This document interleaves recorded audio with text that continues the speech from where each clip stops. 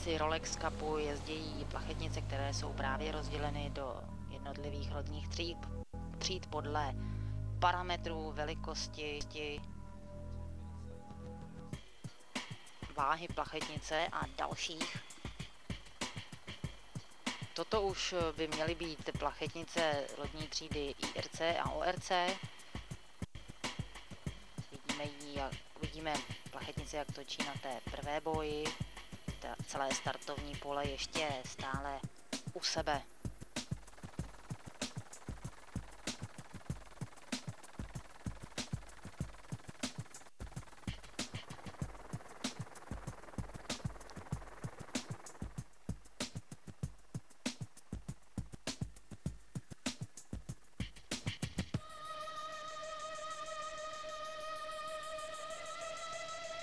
Na některých plachetnicích samozřejmě nechybějí vítězové Volvo Ocean Race, tedy dalšího z prestižních závodů.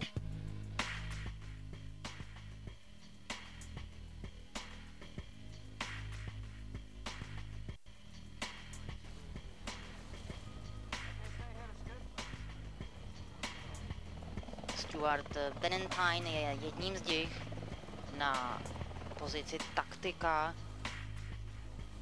na plachetnici Crichton.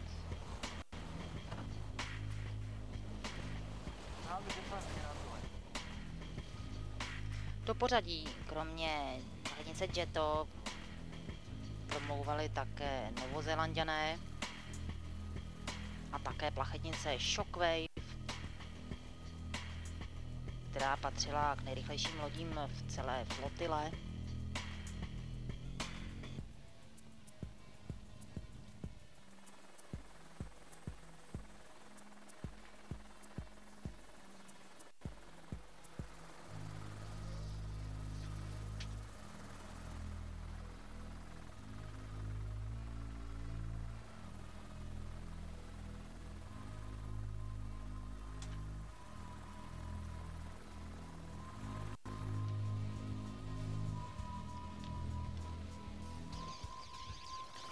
Poté, co plachetnice otočily u La Formique, tak je čekalo dalších 100 mil do Giralgii. A vypadalo to, že v této fázi závodu jachtařům začal foukat velmi solidní vítr a měli tedy dobré podmínky.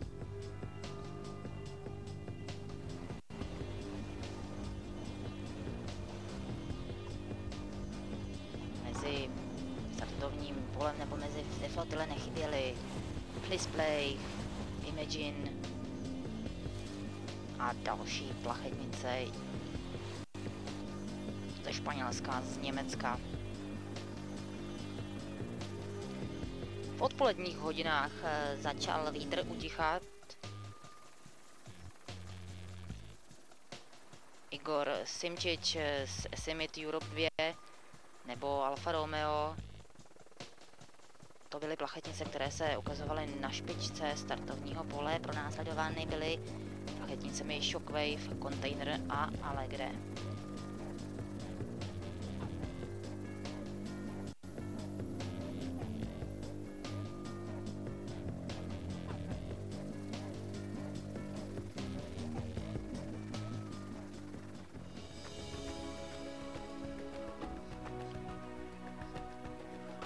Na tom závodním úseku od La Formique to dělalo velké problémy, hlavně těm větším lodím. Ale majitel plachetnice Essimit, Igor Simčič,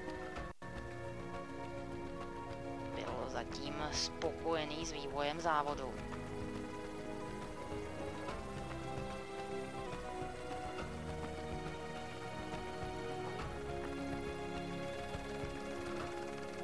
V předcházejícím ročníku tohoto závodu Giraglia to byla plachetnice Crichton z Nového Zélandu, která slavila